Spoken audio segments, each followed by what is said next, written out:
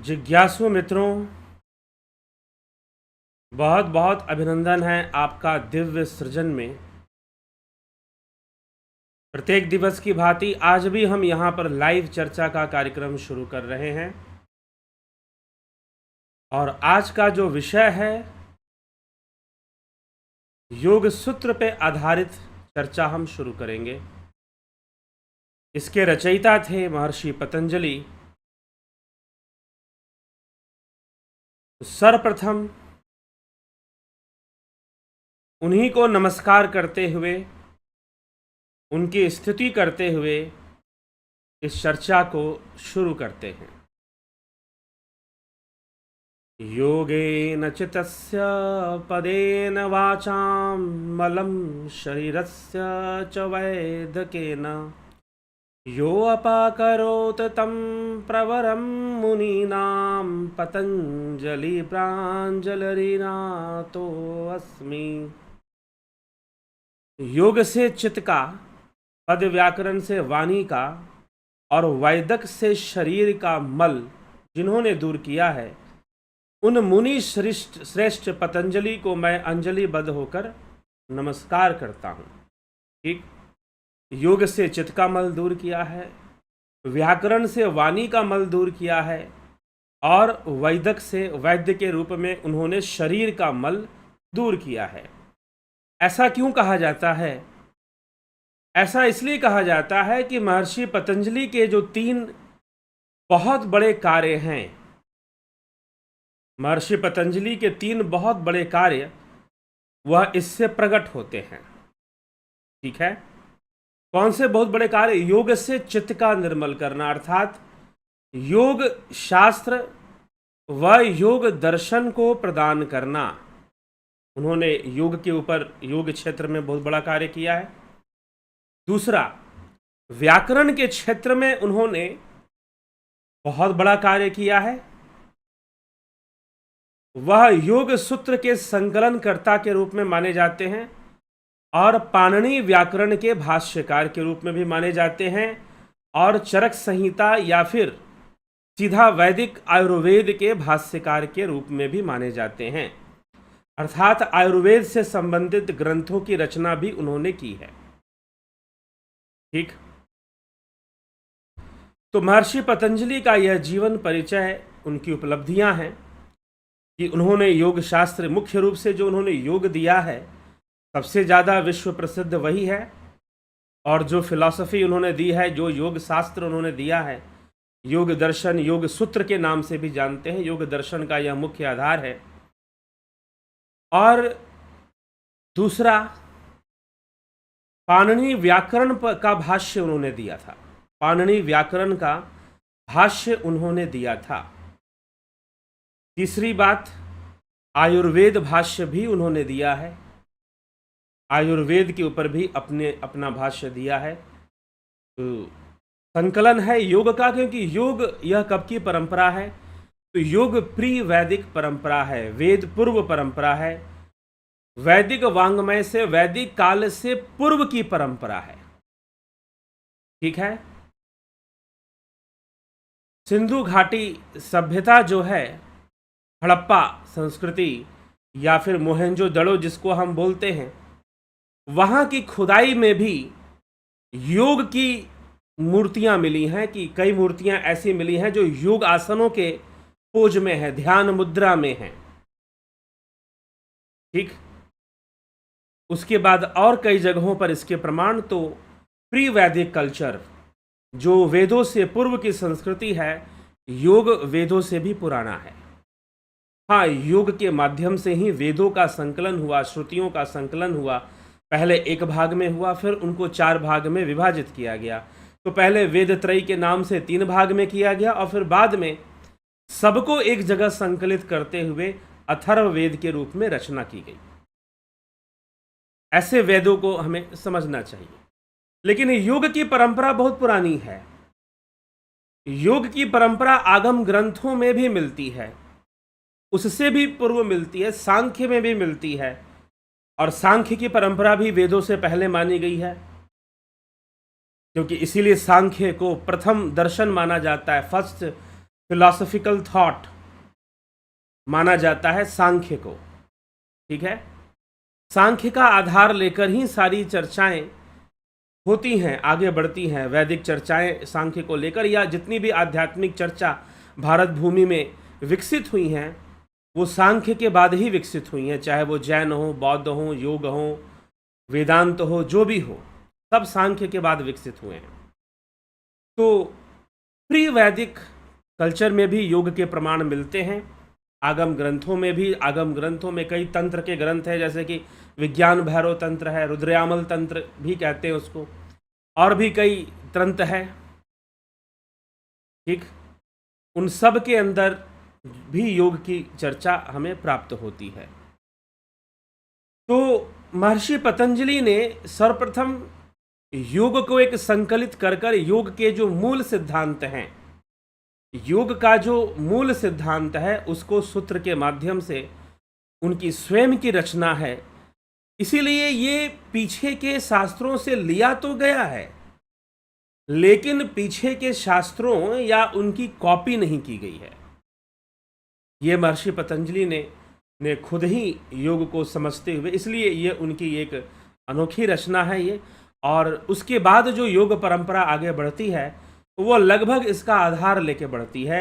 उसके बाद जितने भी ग्रंथों की रचना होती है, चाहे हठ प्रदीपिका हो, घेरंड संहिता हो, हठ रत्नावली हो, और आपके सिद्ध सिद्धांत पद्धति हो, गुरु गोरखनाथ जी के द्वारा रचित सिद्ध सिद्धांत पद्धति, योग बीज, और कई ऐसे ग्रंथ जो हैं योग के ऊपर जो चर्चा करते हैं, वो सब पतंजलि का आधार लेकर ही लगभग चर्चा करते हैं। ठीक है, तो महर्षि पतंजलि के द्वारा रचित पातंजल योग सूत्र, उसके आधार को लेकर ही आगे चर्चा बढ़ती। अभी तक हमने हठ प्रदीपिका, घेरंड संहिता का अध्ययन किया। अभी कुछ और ग्रंथ बाकी है, जैसे सिद्ध सिद्धांत पद्धति है, हठ रत्नावली है, हठ रत्नावली भी एक ग्रंथ है। ये कुछ अभी बाकी हैं जिन पर हम बाद में जरूर चर्चा करेंगे। विशेष करके सिद्ध सिद्धांत पद्धति पर चर्चा अवश्य आएगी। ठीक है, तो जो है ये ग्रंथ जो आए वो लगभग इसी आधार की बातें करते हैं, उसी आधार को लेकर चलते हैं जो महर्षि पतंजलि ने दिया था। लेकिन पतंजलि का काल कौन सा है, पतंजलि को किस नाम से जानते हैं? महर्षि पतंजलि को और भी कई नामों से जाना जाता है। काल किसका, उनका स्थान क्या है? तो काल और स्थान के विषय में कई बातें हैं, लेकिन जो मुख्य रूप से जो मान्य है कई विद्वानों के द्वारा कई बातें हैं उनके जन्म स्थान के बारे में। तो जन्म स्थान का उनका सही पता नहीं है, लेकिन उनका कार्य क्षेत्र काशी और पाटलिपुत्र के क्षेत्र में बताया जाता है। लगभग पाटलिपुत्र काशी के बीच 200 किलोमीटर का अंतर है, तो इसके बीच में उनका कार्य क्षेत्र बताया जाता है कि काशी और पाटलिपुत्र के बीच ही उनका कार्य क्षेत्र है। वहाँ जो भी उन्होंने कार्य किया, जो भी भाष्य दिए, जो भी ग्रंथ लिखे, वो सब इसी क्षेत्र में रहकर वो करते थे। ऐसा प्रमाण इसलिए मिलता है कि मौर्य वंश के बाद भारत में, मौर्य वंश के पतन के बाद, मौर्य वंश का 10वां राजा जो था बृहद्रथ, उसके पतन के बाद, क्योंकि वो 10वां राजा बहुत ही विलासी राजा था, अपने जिम्मेदारियों को नहीं समझता था, तो इस कारण से, जैसा कि होता है राजवंशों में, जब राजवंशों में क्या, जो जहां परिवार की राजनीति चलेगी, और पहले राजवंशों में परिवार की राजनीति चलती थी, बेटा राजा बनेगा, वही राजकुमार बनेगा, उसके बाद उसकी जो संतानें होंगी वो राजा बनेंगी, इस तरह से चीजें आगे बढ़ती थी। तो उसी श्रृंखला में जो 10वां राजा था मौर्य वंश का, वो बहुत ही विलासी, अय्याशी और अधर्मी टाइप का व्यक्ति, हमेशा तमस प्रधान व्यक्ति था, प्रमाद में जीवन व्यतीत करने वाला। तो इस प्रकार से राजसत्ता उससे संभल नहीं रही थी, और जो विदेशी शत्रु थे वो आंख गड़ाए खड़े थे कि कैसे हम राजा की कमजोरियों का फ़ायदा उठाएं, उसकी विलासितापूर्ण जीवन जीने के तरीके का फ़ायदा उठाकर उसके राज्य पर हड़प ले। तो उस समय बृहद्रथ का एक सेनापति पुष्यमित्र पुष्यमित्र शुंग, जो कि मौर्य वंशीय बृहद्रथ का सेनापति था, वो महर्षि पतंजलि का शिष्य था। उसकी शिक्षा दीक्षा महर्षि पतंजलि के आश्रम में हुई थी और तब उसने पाटलिपुत्र की इस गद्दी से बृहद्रथ को हटाकर स्वयं राजा वहाँ पर बनता है। वहाँ के जो अमात्य समाज थे वो पुष्यमित्र शुंग को राजा के रूप में स्वीकार करते हैं और उसका राज्याभिषेक जब होता है तो उसका राज्याभिषेक करने के लिए स्वयं महर्षि पतंजलि वहाँ उपस्थित होते हैं। तो ऐसी कथा आती है महर्षि पतंजलि के विषय में। दूसरी भी कई कथाएं आती हैं। तो महर्षि पतंजलि ने पुष्यमित्र शुंग का राज्याभिषेक किया था, ऐसा वर्णन मिलता है। तो यह घटना लगभग ईसा पूर्व 200 ईस्वी की है, ईसा से पहले 200 वर्ष पहले। तो लगभग यह काल मौर्यों का काल था और लगभग कुछ समय पहले ही बुद्ध काल भी था। बुद्ध का भी समय था, महावीर का भी समय था। उसी काल में लगभग समकालीन थे पतंजलि। पतंजलि की उम्र भी बहुत बताई जाती है, तो इस कारण से भी उनके जन्म का निश्चय नहीं होता, लेकिन उनको शेषावतार के रूप में जाना जाता है। एक नाम उनका शेषावतार भी है, इसलिए उनकी जो मूर्ति है वो कुछ इस प्रकार से निर्मित होती है। उनकी जो मूर्ति है वो कुछ इस प्रकार से बनाई जाती है और उनके माथे पर शेषनाग का फन होता है। महर्षि पतंजलि कुछ इस प्रकार से उनको बताई जाती है। इनकी ज़्यादातर जो मूर्तियाँ, वैसे चलो कई जगह पर लोग लगाते हैं दाढ़ी बाल के साथ, लेकिन इनकी मूर्तियों में कई जगह पर दाढ़ी बाल नहीं मिलता है। एक देवता के रूप में इनकी मूर्ति ज़्यादातर प्राप्त होती है। ऋषियों के समान बहुत इस तरह से साधुओं के समान उतना नहीं मिलता है, लेकिन ये ऋषि थे। और कुछ और एक और मान्यता के साथ अनुसार इनका जन्म कश्मीर में हुआ था। नागू संप्रदाय में इनका जन्म हुआ था। नाग ऋषि थे ये। वैसे तो नाग राजवंश हुआ है पहले की, एक जिसमें बिंबिसार हुए थे, जो कि भगवान बुद्ध के, महात्मा बुद्ध के शिष्य भी थे बिंबिसार। ठीक, तो नागू वंश में इनका, नागू साधु के रूप में भी इनको माना जाता है। कश्मीर से संबंध बताया जाता है, ऐसा भी है एक विचारधारा। कुछ बहुत कम विद्वानों की या फिर बहुत कम लोगों की विचारधारा यह भी है कि पतंजलि जो थे दक्षिणी भारत के महाराष्ट्र, आज वर्तमान में महाराष्ट्र कर्नाटक के जो बॉर्डर का एरिया है वहाँ से थे। ठीक है, वहाँ से भी इनका संबंध बताया जाता है। कुछ ही बहुत है, लेकिन जो ऐतिहासिक प्रमाण जो हमें साक्ष्य रूप में प्राप्त होता है वो यह कि उन्होंने पुष्यमित्र शुंग का राज्याभिषेक किया था और पुष्यमित्र शुंग के राज्यसभा में राजगुरु के रूप में वह प्रतिष्ठित भी थे। यद्यपि वो वहाँ पर क्या रहेंगे राजगुरु के रूप में, वो तो गुरु थे स्वयं राजा के ही, तो लेकिन राजगुरु के रूप में उनका सम्मान किया गया था पुष्यमित्र शुंग के साम्राज्य में। ठीक है, पुष्यमित्र शुंग का फिर अग्निमित्र पुत्र हुआ था। इसके ऊपर कालिदास जी ने बहुत बड़ा साहित्य रचना, बहुत बड़ा उपन्यास लिखा है। ठीक है, अग्निमित्र की प्रेम कहानी के ऊपर। तो उज्जैन की राजकुमारी और अग्निमित्र के प्रेम कहानी पर एक बहुत बड़े उपन्यास मिलता है आपको, मुझे पूरा नाम ध्यान नहीं आ रहा है उस उपन्यास का, कालिदास जी की रचना है, संस्कृत में है। तो इस प्रकार से ये पुष्यमित्र शुंग का जो वंश है वो ऐतिहासिक रूप से प्रमाणिक है। तो वह समय निश्चय ही, और पाटलिपुत्र का क्षेत्र, वर्तमान पटना जिसको हम कहते हैं, और काशी का क्षेत्र, यह महर्षि पतंजलि का कार्य क्षेत्र निश्चय रूप से माना जाता है। ठीक है, तो पतंजलि ने योग सूत्र संकलित किया। योग की जो परिभाषाएं हैं, योग शब्द का अर्थ है, यह इतिहास की थोड़ी थोड़ी जानकारी आपको रखनी चाहिए, खासकर विद्यार्थियों को, कि महर्षि पतंजलि के बारे में क्या क्या बातें लिखी गई हैं।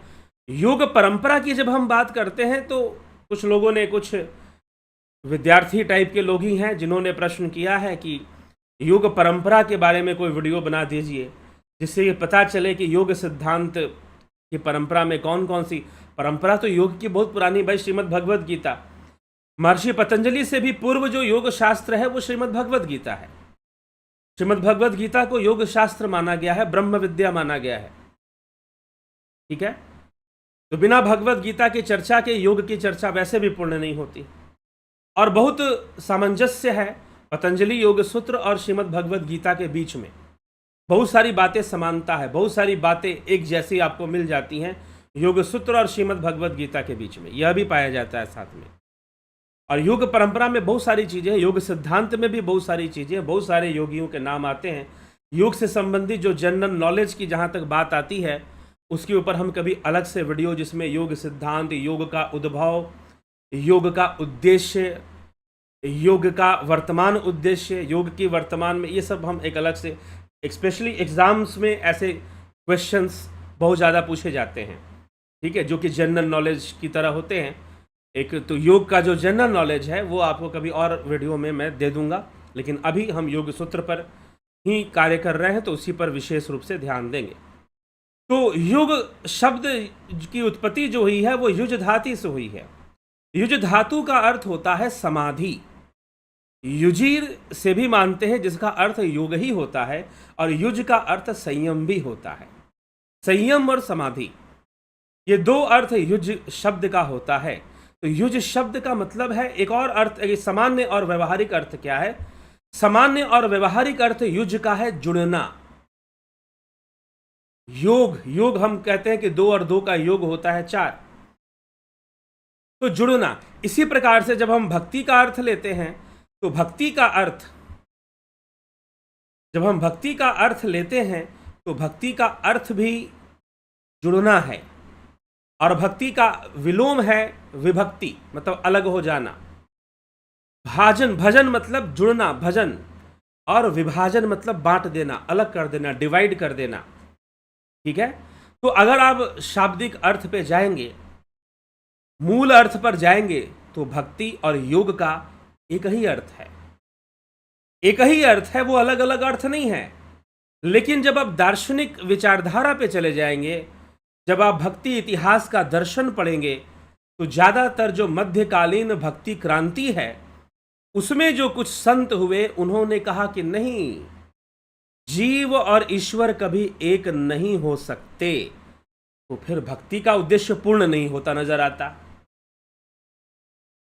लेकिन जब आप योग परंपरा में जाएंगे, तो योग परंपरा में जब हम जाते हैं और योग शास्त्रों को पढ़ते हैं, तो वहां पर अद्वैत की मान्यता है। जब हम घिरंड संहिता को पढ़ते हैं तो महर्षि घिरंड कहते हैं कि अहम ब्रह्मास्मि का अनुभव हो जाएगा। हम सिद्ध सिद्धांत पद्धति, गुरु गोरक्षनाथ जी की सिद्ध सिद्धांत पद्धति को पढ़ते हैं तो वहां पर भी अहम ब्रह्मास्मि की चर्चा मिल जाती है। दोनों एक हो जाएंगे, और जब दोनों एक हो जाएं, जीव और ब्रह्म एक हो जाएं, तो वहां अद्वैत सिद्धि हो जाती है, वहां अद्वैत का ज्ञान हो जाता है। ठीक है, आदि गुरु शंकराचार्य के अद्वैत वेदांत को अगर हम पढ़ते हैं तो वहां पर भी ब्रह्म आत्मैक्यत्व बोध, अर्थात ब्रह्म और आत्मा का एकत्व बोध ज्ञान है, ब्रह्म ज्ञान है। अब पता नहीं समाज में लोग कैसे कैसे ब्रह्म ज्ञान दिए जा रहे हैं, पता नहीं कौन से ब्रह्म ज्ञान की चर्चा सुनाए जा रहे हैं। ठीक है, लेकिन आदि गुरु शंकराचार्य कहते हैं ब्रह्म और आत्मा का एकत्व बोध जहां होगा, वो अवस्था ब्रह्म ज्ञान, वहां पर जाके आपको ब्रह्म ज्ञान हो रहा, और वो तुरीयातीत अवस्था है। तो ऐसे बताया गया है। इसी प्रकार से गोरक्ष सिद्धांत में भी गुरु गोरखनाथ जी के द्वारा भी यही बात बताई गई है। तो ब्रह्म की चर्चा और एकत्व बोध दोनों का एक हो जाना, एक हो जाना और एकता का अनुभव कर लेना, एकत्व बोध अद्वैत का ज्ञान है। योग में यह मान्यता है कि लय हो जाएगा, जैसे नदी का लय समंदर में हो जाता है, वैसे जाकर लय हो जाएगा। जैसे कि हठ प्रदीपिका ग्रंथ में बताया गया कि नमक की ढेली को पानी में डाल दो तो घुल जाएगा, पता नहीं चला कहां गया। वैसे जीव का लय हो जाएगा, डिसॉल्व हो जाएगा वो उस ब्रह्म में। यह विचारधारा मान्य है योग सिद्धांत के द्वारा, इसलिए कैवल्य की चर्चा यहां मिलती है। कैवल्य की चर्चा यहां पर मिलती है तो महर्षि पतंजलि के योग शास्त्र में। लेकिन जो भक्ति की परिभाषा भी वैसे ही है लगभग, ऐसी बात नहीं कि उससे अलग है। इसीलिए योग सिद्धांत को हम नारद भक्ति सूत्र में भी देख लेते हैं।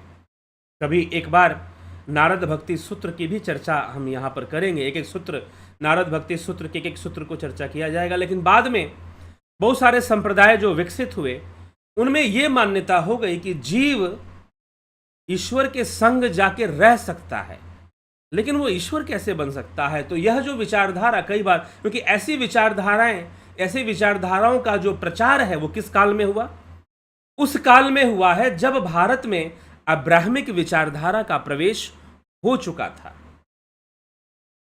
अब्राह्मिक विचारधारा का प्रवेश हो चुका था और अब्राह्मिक विचारधारा में जो परम सत्ता, जो ईश्वर, जो गॉड है, वो एक पर्सनालिटी है, वो तत्व रूप में स्वीकार्य नहीं है। वो एज ए पर्सन स्वीकार है, एज ए पर्सनालिटी स्वीकार किया जाता है। तो वहां पर ऐसा कह देना, अहम ब्रह्मास्मि कह देना, बहुत बड़ा पाप माना जाता है, शायद सबसे बड़ा पाप। आप हत्या कर दो, बलात्कार कर दो, चोरी कर दो, डाका डाल दो, कुछ भी गंदा सा गंदा काम कर दो, वो उतना बड़ा पाप नहीं है जितना बड़ा पाप ये हो जाएगा कि आपने कह दिया अहम ब्रह्मास्मि। ठीक है, अब्राह्मिक थॉट में यह सबसे बड़ी विचारधारा मानी जाती है कि भाई आप ऐसा नहीं कह सकते कि आप ईश्वर हो गए या आप ब्रह्म हो गए। हाँ, आप बहुत खुश हो जाएगा ईश्वर आपसे, तो आपको अपना दास बना के रख लेगा, जैसे जय विजय को रख लिया था भगवान विष्णु ने। ठीक है, तो कभी ऐसा भी लगता है कि यह कहने वाले कहीं ना कहीं ऐसी विचारधारा से प्रभावित तो नहीं थे, लगता है। मैं यह नहीं कहता कि थे, लेकिन लगता है, क्योंकि वो बहुत कड़ाई के साथ मानते हैं कि जीव कभी ईश्वर नहीं होगा। वो उसमें वो भी कहीं ना कहीं व्यक्तित्व दे रहे हैं, फिर ईश्वर को पर्सनालिटी दे रहे हैं, उसे तत्व रूप में स्वीकार नहीं कर रहे हैं। तो यह बात भी फिर आ जाती है। ठीक है, तो यह भी बात फिर देखने को फिर मिलती है। तो इसीलिए, लेकिन जो योग है, योग का मानना है कि लय हो जाएगा और जीव और ब्रह्म एक हो जाएंगे। तो योग का मतलब है जुड़ना, लेकिन भक्ति का अर्थ भी जुड़ना है। भक्ति का भी शाब्दिक अर्थ जुड़ना भी है। लेकिन भक्ति, मध्यकालीन भक्ति क्रांति में जो विचारधारा विकसित हुई, उसमें जुड़ने वाली कोई बात नहीं है। उसमें अंततः यही माना गया है कि नहीं जी, अलग अलग रहेंगे, जुड़ेंगे तो नहीं, अलग अलग रहेंगे, जुड़ने की तो बात ही मत करो, पाप लग जाएगा अगर हम जुड़ने की बात करेंगे। तो अगर भक्त सोचने लगे कि वो भगवान बन जाएगा, तो भगवान की भक्ति ही नहीं करेगा कभी, उसके अंदर अहंकार आ जाएगा, वो भगवान का सम्मान भी नहीं करेगा। फिर ऐसी तरह की बातें होनी शुरू हो जाती है और यहीं से अंधविश्वास का दौर शुरू हो जाता है, यहीं से डिपेंडेंसी का दौर शुरू हो जाता है, पूरी तरह से निर्भर जो। और यही चीज, यही विचारधारा ने ईसाइयत में इतनी ज्यादा फैल गई कि अंधकार युग आ गया यूरोप के अंदर। अंधकार युग को ले आया इस विचारधारा ने, जिसको गॉड डिपेंडेंसी बोलते हैं। एज ए पर्सनालिटी गॉड को एक्सेप्ट कर कर उस पर डिपेंड हो जाना कि वो कर रहा है ना, सब तो वही कर रहा है, हमें कुछ करने की जरूरत नहीं है। अगर कुछ हमारे साथ किसी ने गलत भी कर दिया तो उसकी इच्छा थी तभी गलत कर दिया। इस तरह की परिभाषाएं देनी शुरू कर दी जाती हैं और उसके नाम पर शोषण का बहुत बड़ा एक साम्राज्य विकसित हो जाता है, जहाँ पर बहुत भारी शोषण होता है। और तब धीरे धीरे वहाँ पर नवजागरण होता है, बहुत सारे विचारक आते हैं, कार्ल मार्क्स जैसे विचारक आते हैं, हीगल जैसे विचारक, बहुत सारे वैज्ञानिक जो इसका विरोध करना शुरू कर देते हैं। तो ऐसे पाश्चात्य घटनाओं में ये चीज़ आता है। तो वहाँ पर यह कभी मान्य नहीं हो सकता कि एक जो सोल है, जो जीवात्मा है, वो कभी गॉड बन जाएगा, नहीं, वो हमेशा अलग रहेगा उससे, उसका अस्तित्व। ऐसे ही जीव और परमात्मा अलग है, यह मान्यता है। लेकिन योग में, योग शास्त्र की यह मान्यता नहीं है। यह मान्यता नहीं है, आपका लय होगा और पर्सनालिटी के रूप में एक्सेप्टेंस नहीं है। तत्व ज्ञान, सांख्य दर्शन का प्रारंभ क्या है? तत्व ज्ञान है। तो योग वास्तव में सांख्य का क्रियात्मक पक्ष माना जाता है। पतंजलि योग सूत्र सांख्य का क्रियात्मक पक्ष, प्रयोगात्मक पक्ष, प्रैक्टिकल इंप्लीकेशन, साइकोलॉजिकल इंप्लीकेशन भी इसको कहते हैं और प्रैक्टिकल भी कहते हैं।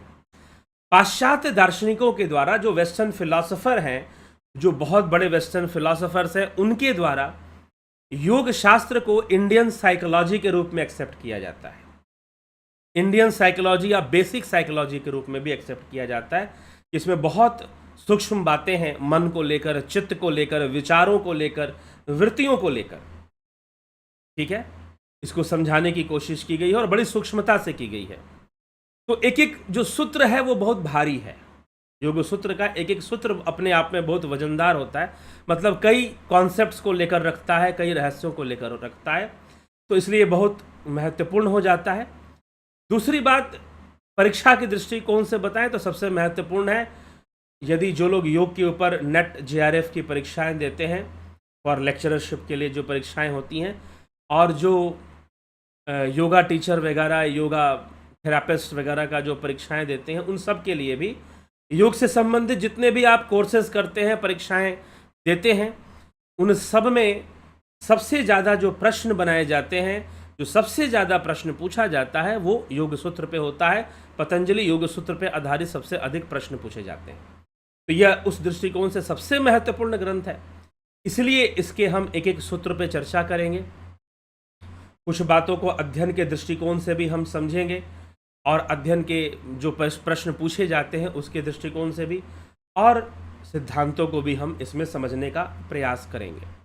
तो योग सूत्र में 4 अध्याय हैं, समाधिपाद, साधनपाद, विभूतिपाद और कैवल्यपाद।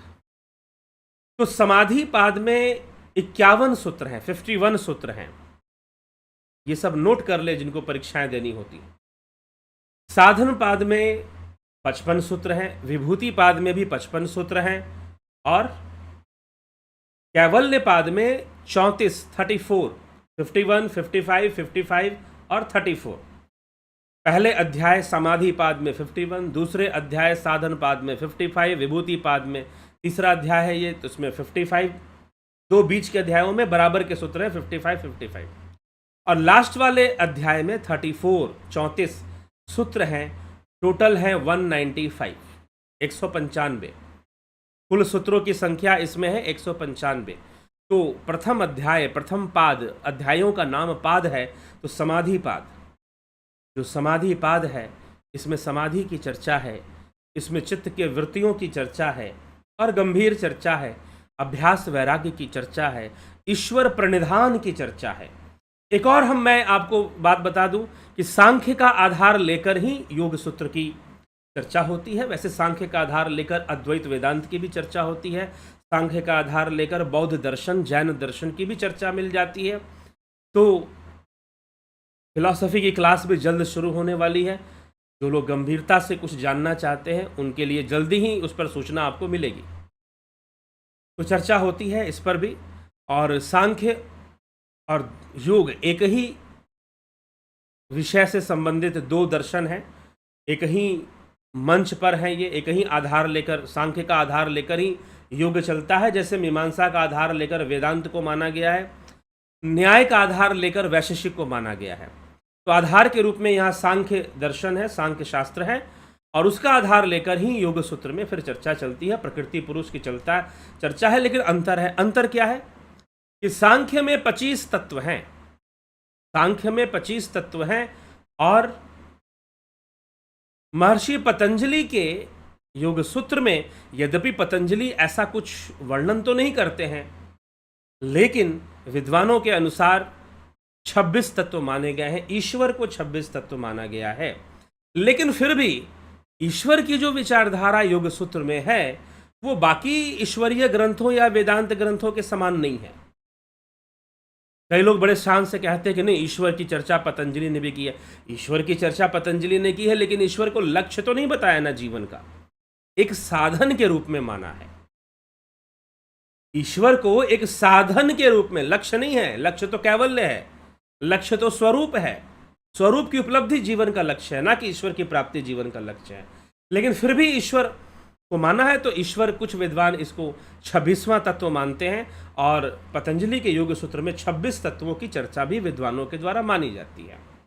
लेकिन ईश्वर यहाँ पर लक्ष्य के रूप में प्रस्तुत नहीं किया गया है, ये जरूर ध्यान रखना चाहिए। और बहुत कम सूत्र हैं जिसमें ईश्वर की चर्चा, मुश्किल से 2 या 3 सूत्र हैं जहाँ 195 में 2 या 3 सूत्रों में ईश्वर की चर्चा है। और ईश्वर को भी कुछ अलग ढंग से माना गया है। जब हम चर्चा करेंगे तो समझ में आएगा कि ईश्वर को गुरु रूप में भी माना गया है। तो गुरु रूप में मानने के कारण यह मान्यता आ जाती है कि भगवान शिव को भी ईश्वर कहा जाता है। अगर आप तमिलनाडु चले जाओ, केरल चले जाओ, तो वहां पर तमिल भाषा में लोग ईश्वरम बोलते थे। ईश्वरम मतलब शिव। शिव को ही ईश्वर कहा जाता है, यह भी आ जाता है। और योग सिद्धांत जो निकला है, इसके अगर कहा जाए, इसके मुख्य जो प्रणेता हैं, जो प्रथम, वो आदिनाथ भगवान शिव स्वयं ही हैं। आदिनाथ भगवान शिव स्वयं ही हैं। और सब कहीं ना कहीं शैव परंपरा से जुड़े हुए लोग ही दिखाई देते हैं योग शास्त्र की रचना में और योग ग्रंथों को लिखने में।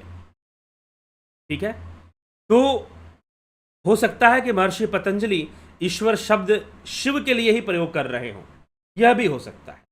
ठीक है, तो ऐसा भी हो जाता है। बाकी ग्रंथों में जैसे कि आपके हठ प्रदीपिका है, उसमें भगवान विष्णु का भी नाम आता है। हिरण्य संहिता में भी भगवान विष्णु का नाम आता है कि उनसे प्रार्थना। लेकिन महर्षि पतंजलि के योग सूत्र में किसी देवी देवता या किसी भगवान ईश्वर का कोई नाम आपको नहीं मिलता है। बस ईश्वर शब्द का प्रयोग 3 सूत्रों में मिलता है, और वो भी ईश्वर को लक्ष्य रूप में नहीं माना गया है। ये भी एक छोटी सी विशेषता है जिस पर हमें ध्यान देना चाहिए। ठीक है, अब हम चलते हैं प्रथम सूत्र के ऊपर, जिसकी आज हमारा विषय है योग अथ अनुशासनम। योग क्या है? अनुशासन का विषय है। ठीक है, अथ योगानुशासनम, इसका अर्थ क्या होता है? इसका अर्थ वैसे तो इस प्रथम सूत्र को आप कह सकते हैं, अरे भाई योग की शुरुआत कर रहे हैं, योग के नियमों को बताना शुरू कर रहे हैं, आप ऐसे इसका अर्थ निकाल सकते हैं। इसलिए उन्होंने लिखा कि अथ योग अनुशासनम। लेकिन इस प्रथम सूत्र में ही बहुत सारी बातें हैं। क्यों बातें हैं? जब हम कंपेयर करेंगे, जैसे कि मीमांसा सूत्र है, ब्रह्म सूत्र है, अथातो ब्रह्म जिज्ञासा लिखा गया है। अथातो ब्रह्म जिज्ञासा अर्थात कि ब्रह्म जिज्ञासा की पूर्ति हेतु ग्रंथ का प्रारंभ किया गया है। मीमांसा सूत्र को हम पढ़ते हैं तो अथातो धर्म जिज्ञासा अर्थात धर्म की जानकारी अब देनी शुरू की जा रही है। तो मीमांसा कर्म सिद्धांत को देता है, तो वास्तव में वो धर्म को बताता है। ठीक है, जो भी कर्म आप करते हैं वो सब आपके धर्म के रूप में प्रस्तुत होता है। और ब्रह्म की चर्चा ब्रह्मसूत्र में है, तो ब्रह्म जिज्ञासा। लेकिन यहां पर जिज्ञासा वाली बात नहीं है, यहां पर कहा जाता है अथ योगानुशासनम। योग के अनुशासन, अनुशासन कहने का मतलब क्या है? अनुशासन कहने का मतलब है नियम, जानकारी के साथ नियम। लेकिन वो नियम तर्कपूर्ण ढंग से समझाया जा रहा है, ना कि रैंडमली नियम थोपा जा रहा है। तो कई बार हम अनुशासन का जो ट्रांसलेशन करेंगे डिसिप्लिन, जैसे स्कूल में आप पढ़ाई करते हो तो आपको टीचर बोलेगा कि अनुशासन में रहो, तो अनुशासन, वो स्कूल के नियमों को अनुशासन कह देते हैं। जी नहीं, अनुशासन का मतलब स्कूल के नियम नहीं हो सकते, डिसिप्लिन नहीं हो सकता। अनुशासन का मतलब हो सकता है सेल्फ डिसिप्लिन। सेल्फ डिसिप्लिन का मतलब क्या होता है? अनुशासन। अनुशासन जो आप अपने ऊपर लागू करेंगे, कोई दूसरा व्यक्ति आपके ऊपर लागू नहीं करेगा, आप अपने ऊपर लागू करेंगे, अपनी समझ से करेंगे। और योग दर्शन जो है, योग शास्त्र जो है महर्षि पतंजलि का, वो उस समझ को विकसित करने का काम कर रहा है, आपके अंदर एक अंडरस्टैंडिंग को डेवलप कर रहा है। इसलिए जो सही से योग शास्त्र को समझ लेते हैं, जान लेते हैं, ये इतना क्रांतिकारी ग्रंथ है कि जो इसको सही से पढ़ लेगा उसकी दुनिया बदल जाएगी। जो इसको समझ लेगा उसके लिए दुनिया बदल जाएगी, पूरी जिंदगी बदल जाएगी, पूरी दुनिया बदल जाएगी। दुनिया को किसी और दृष्टि से देखने लगेगा वो, और शायद ज़्यादा सही दृष्टि से देखेगा, ज़्यादा एक्यूरेट समझेगा, ज़्यादा एक्यूरेट देखेगा वो। तो उसके जो देखने का तरीका है संसार को और समझने की जो चीज़ें हैं, उसमें बहुत बड़ा बदलाव आना शुरू हो जाएगा। इसलिए इसको साइकोलॉजिकली इसका इंपॉर्टेंस बहुत ज़्यादा है। देखना, साइकोलॉजिकली इसका इम्पोर्टेंस बहुत ज़्यादा हो जाता है, मनोविज्ञान के क्षेत्र में इसका बहुत महत्व हो जाता है। ठीक है, और इसीलिए ठीक है, वैसे आप साइकोलॉजी पढ़ते हैं तो आप फ्राइड को पढ़ते हैं, जेम्स विलियम को पढ़ते हैं और कई तरह के आप साइकोलॉजिस्ट को पढ़ते हैं, लेकिन फिर भी वहाँ पर हीलिंग के लिए दवाइयों का प्रयोग होता है। लेकिन यौगिक मनोविज्ञान में हीलिंग के लिए योगा टेक्निक्स को यूज किया जाता है, मेडिसिन को यूज नहीं किया जाता, और हीलिंग्स को यूज किया जाता है, हीलिंग टेक्निक्स को, योगा हीलिंग टेक्निक या स्पिरिचुअल हीलिंग टेक्निक को हम कह सकते हैं। ठीक है, तो ये चीज, हाँ, फ्रायड ने थोड़ा सा इस पर विचार किया था, काउंसलिंग पर ज़्यादा जोर दिया था कि हमें लोगों के साथ काउंसलिंग करना चाहिए, ना कि उन्हें मेडिसिन देकर सुला देना चाहिए। तो उससे ज़्यादा अच्छा है कि काउंसलिंग करें, बातें करें। लेकिन बाद में जो क्लिनिकल साइकोलॉजी थी उसमें जो ज़्यादातर चीज़ें अप्लाई हुई वो मेडिसिन बेस्ड थी, इसमें ट्रैंकुलाइजर्स ज़्यादा खाने को दे दिया जाता है। तो यह एक मनोविज्ञान का विषय है, और इसको इसीलिए पढ़ने के बाद आदमी की सोच बदलनी शुरू हो जाती है, वो दुनिया को कुछ दूसरे दृष्टि से देखना शुरू कर देता है। इसलिए अपने आप में एक क्रांतिकारी ग्रंथ के रूप में यह माना जाता है, व्यक्ति के ऊपर काम करता है। तो अनुशासन, अनुशासन, अनुशासन मतलब अपने ऊपर शासन करना, अपने नियम आप स्वयं से बनाओ। अनुशासन ही स्वतंत्रता है, अनुशासन ही स्वतंत्रता है। और सारे ग्रंथ, चाहे वो घिरण्य संहिता हो, चाहे वो हठ प्रदीपिका हो, वो भी अनुशासन की बात करते हैं। ठीक है, वो नियम बता रहे कि मिताहार होना चाहिए, ये होना चाहिए, लेकिन अंत में स्वात्माराम जी, योगी स्वात्माराम बोल देते हैं हठ प्रदीपिका में कि नहीं, योगी कोई भी आसन करना है, योगी के अपने शरीर के अनुसार, अपनी अवस्थाओं के अनुसार उसे ज्ञान होना चाहिए कि कब सही समय, क्या गलत है, और अपने वो खुद किस स्थिति में है, ये सारा देखते हुए उसे योगासन वगैरह करना चाहिए, उसे अपनी साधनाओं को विकसित करना चाहिए, वैसा तैयारी उसे करनी चाहिए। तो कुल मिलाकर योग करना एक निजी जिम्मेदारी है। गुरु का बड़ा महत्व है योग में, जी हाँ, ठीक है, पतंजलि ऋषि गुरु के ऊपर कोई सूत्र उत्तर नहीं देते हैं, बस एक ही सूत्र है, उन्होंने दिया है कि ईश्वर ही गुरु है। ठीक है, तो मुझे लगता है कि वो सूत्र भगवान शिव के लिए उन्होंने कहा है, क्योंकि बाकी ग्रंथों में भी योग का जो गुरु है, सभी ग्रंथ जो हैं वो शिव के नाम जरूर लेते हैं, आदिनाथ का नाम जरूर लेते हैं। ठीक है, तो इसीलिए, और हम दक्षिण भारत में जाएंगे तो और यहाँ पर भी शिव को ईश्वर के नाम से पुकारा जाता है। आप अगर दक्षिण भारत में जाते हैं तो तमिल भाषा में शिव को ईश्वर के नाम से पुकारा जाता है, भगवान शिव को ईश्वर कहा जाता है। ठीक है, तो इसीलिए ईश्वर के संबोधन भगवान शिव का ही हो सकता है। तो यह भी बात यहाँ पे प्रमाणित यहाँ हो रही है कि ईश्वर गुरु है।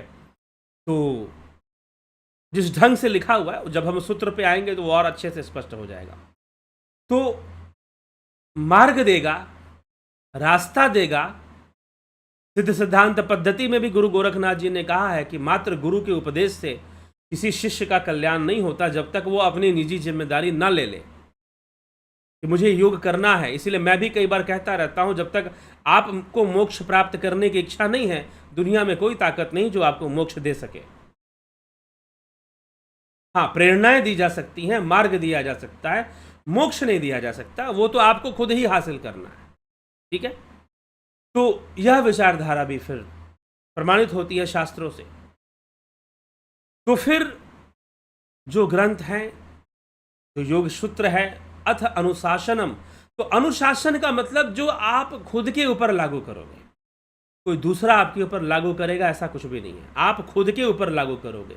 इस बात की विचारधारा की मान्यता नहीं है कि गुरुजी चुटकी बजाएंगे और मुक्ति दे देंगे, गुरुजी तुम्हारे सिर पे हाथ रखेंगे, बस कुछ भी हो मोक्ष हो जाओगे, एकदम साक्षात तुमको मिल ही जाएगा।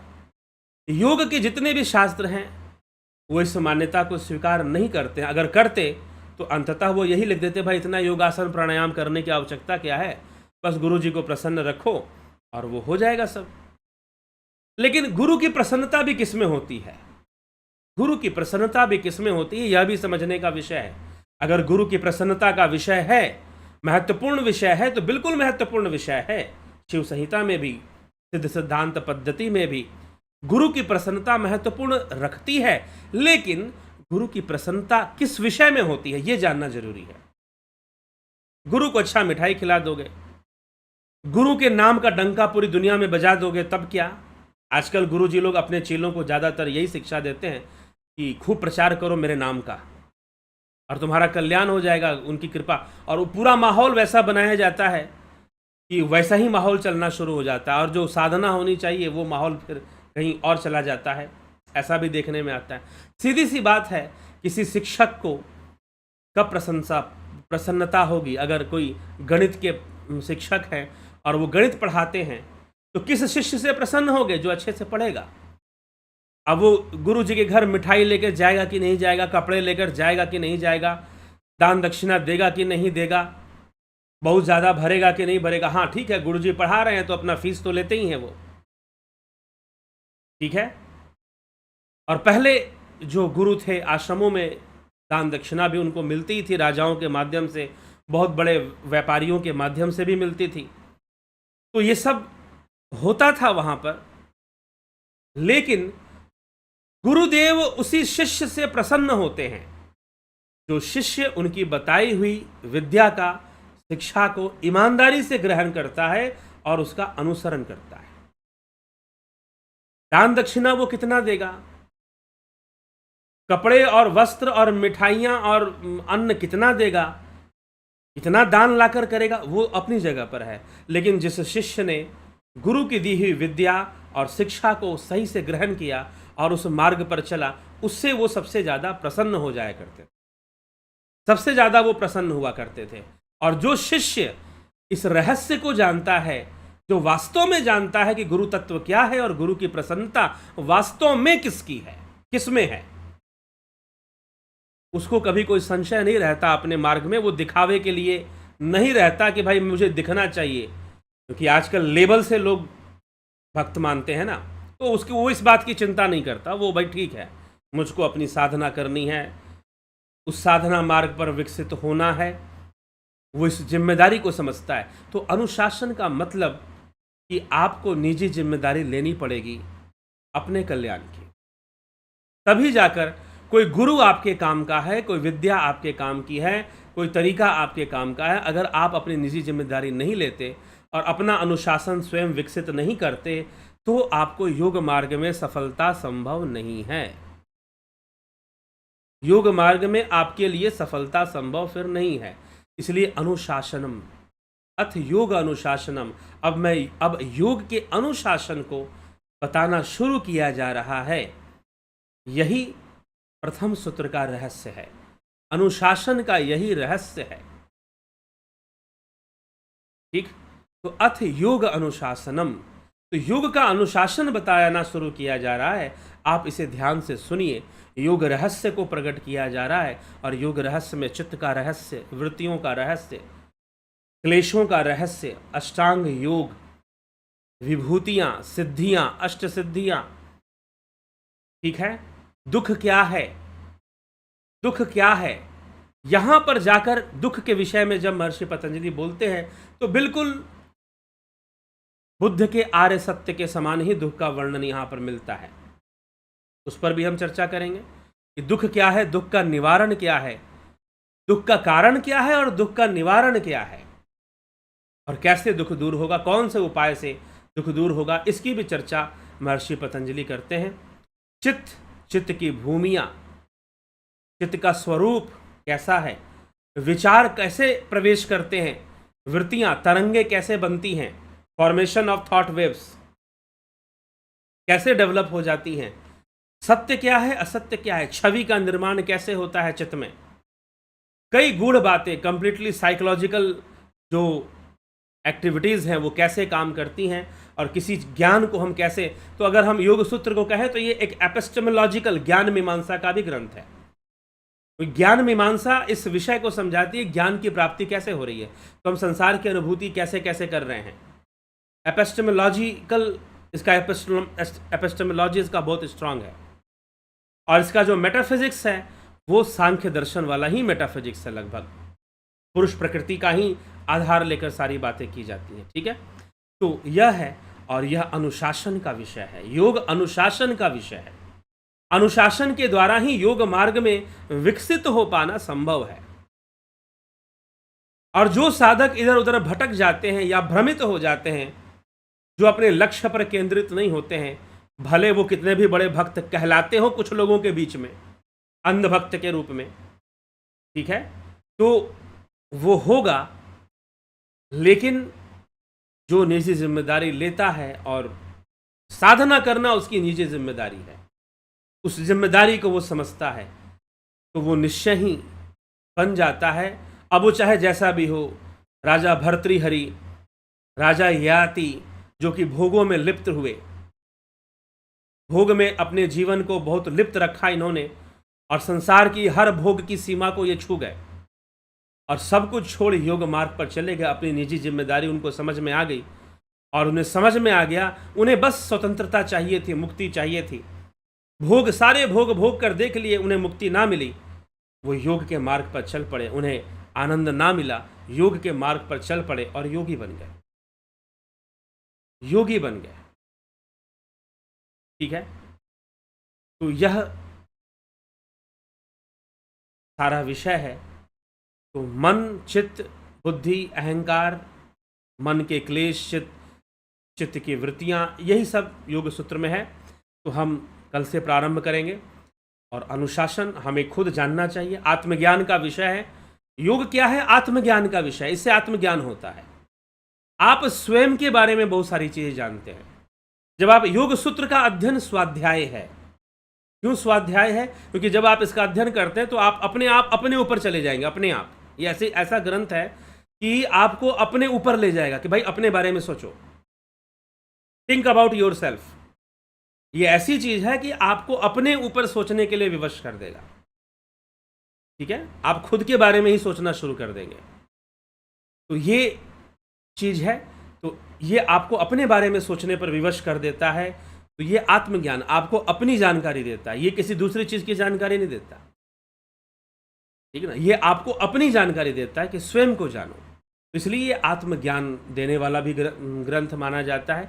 तो इसलिए बहुत महत्वपूर्ण है और बहुत गंभीरता से ग्रहण करने योग्य है, सुनने योग्य है। तो निश्चय ही उम्मीद है कि आप गंभीरता से ग्रहण करेंगे। और कम्युनिटी पोस्ट में इससे संबंधित प्रश्न भी हम पूछते रहेंगे। ठीक है, और आप इसका लाभ उठाते रहें।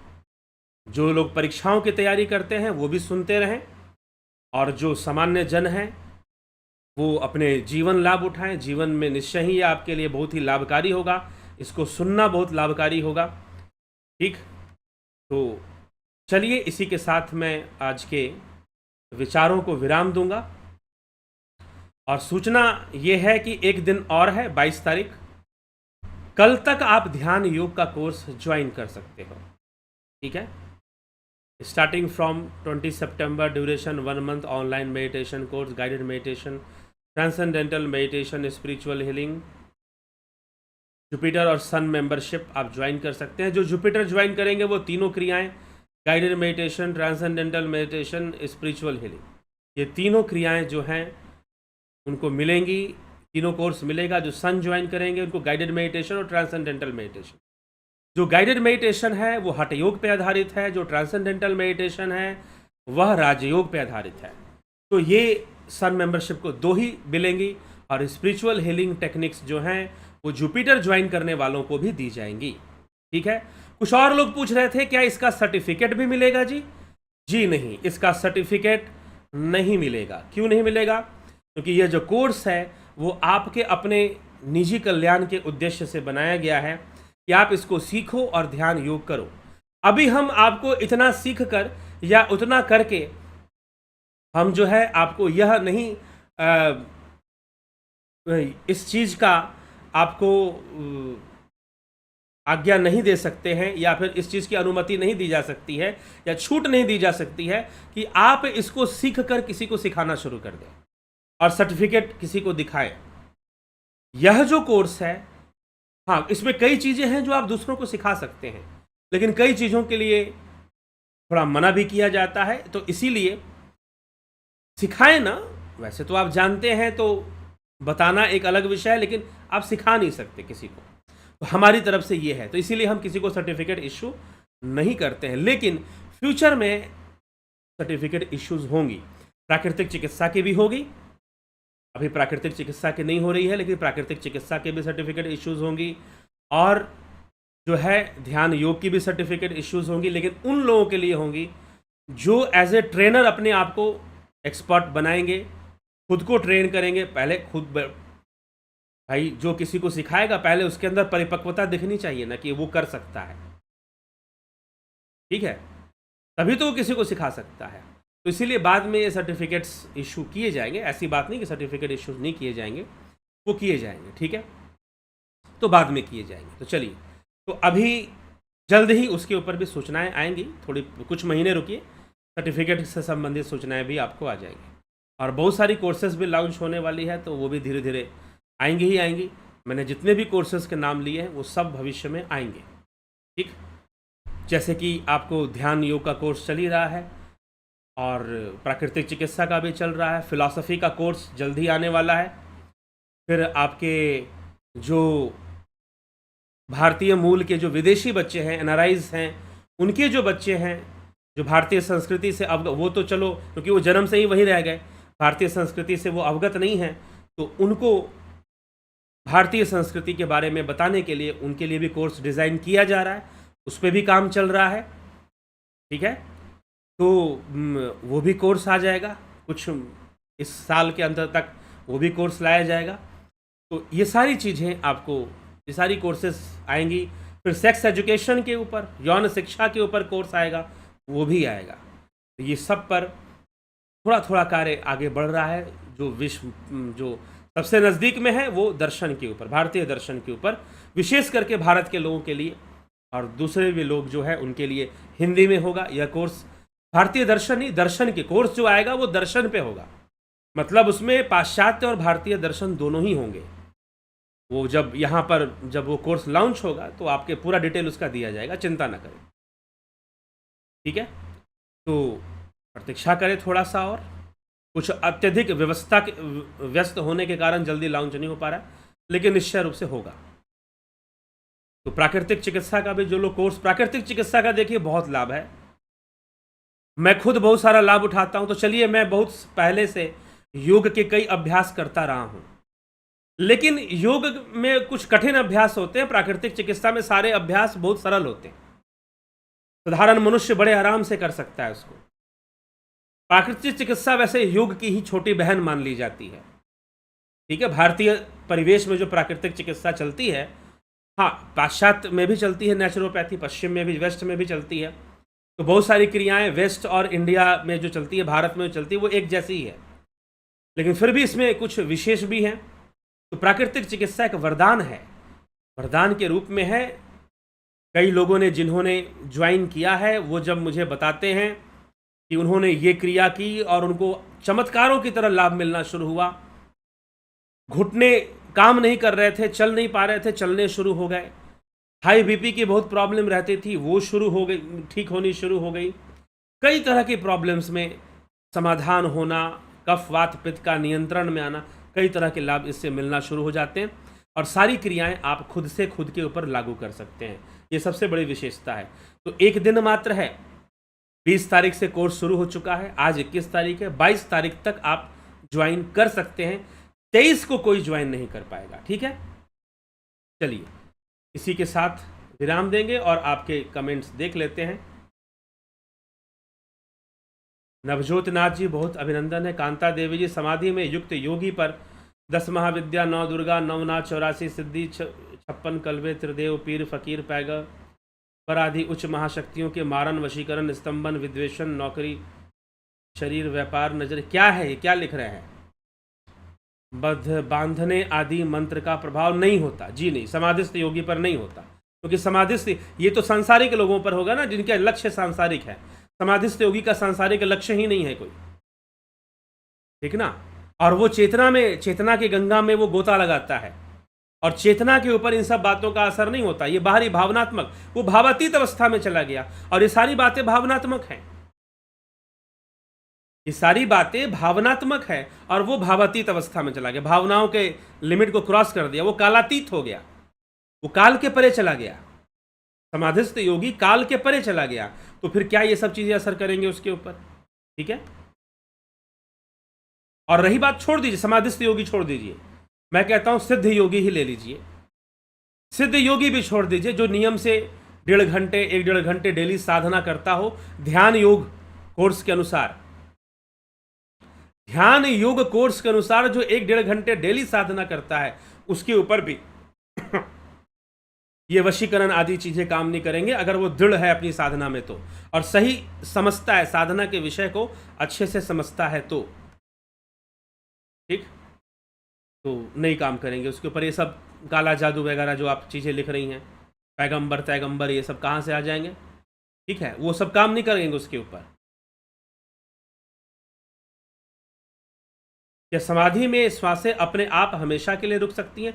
अगर चित्त में संस्कार विद्यमान है तो वो दोबारा वहां से वापस लौटता है, क्योंकि संस्कार विद्यमान होंगे तो योगी की अपनी इच्छा होगी, लेकिन संस्कारों का लय हो जाने पर कैवल्य होता है, और कैवल्य के बाद फिर उसकी सांसें वापस नहीं लौटती, उसका जीवत्व भाव भी वापस नहीं लौटता, वो समाधि में लीन होता है। लेकिन जिनके अंदर लोक कल्याण की भावना है, संस्कार विद्यमान होना मतलब भावना विद्यमान होना, कोई भावना है उनके अंदर, तो वो जरूर लोक कल्याण करने हेतु इस धरती पर रहते हैं और वापस लौटते हैं। वही सिद्ध पुरुषों का अवतार माना गया है पतंजलि योग सूत्र में। कि समाधि में युक्त योगी कुछ भी कर सकता है, कुछ करने की इच्छा नहीं होती। ध्यान में युक्त योगी, धारणा और ध्यान में युक्त योगी कुछ भी कर सकता है। समाधि जो संप्रज्ञात समाधि है, असंप्रज्ञात नहीं, संप्रज्ञात समाधि है, उसमें पहुंचने वाला योगी बहुत कुछ कर सकता है संयम के माध्यम से। कुछ भी, अभी चर्चा आएगी आगे। जगत नारायण, लखिंद्र राम जी, नवजोत नाथ जी, अमन कक्कर, विक्रम सिंह, राम रमेश यादव, रूपलाल विश्वकर्मा, राजू पाल, घनश्याम सरोदे, सविता नायक, अवनी प्रधान, सुहास राणे, स्मिता सावंत, सुजाता देसाई, सृजनी महंता, कन्हाई कुमार, उषा श्रीवास्तव, विनीता अग्रवाल जी, रतन सिंह जी, पंकज सोनी, विंदेश्वरी मिश्रा, अभिनंदन है विंदेश्वरी मिश्रा जी सभी का, नरसा राम जी,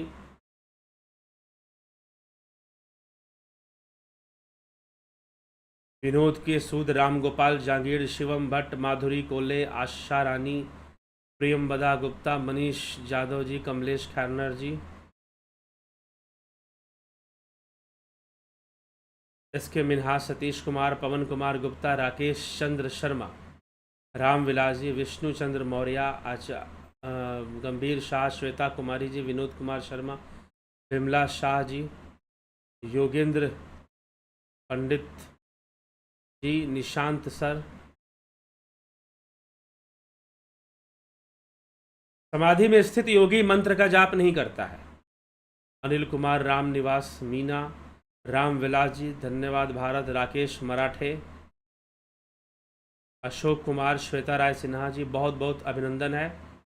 सरोज कृष्णानी, हरिदमन सिंह, बीकू कुशाड़िया, संतोष गुप्ता, उत्कर्ष तिवारी, कामटेकर कुमार, विजय बाला, भरत छबलानी, अवधेश कुमार जी, दिनेश भाई, ब्रह्मा जी,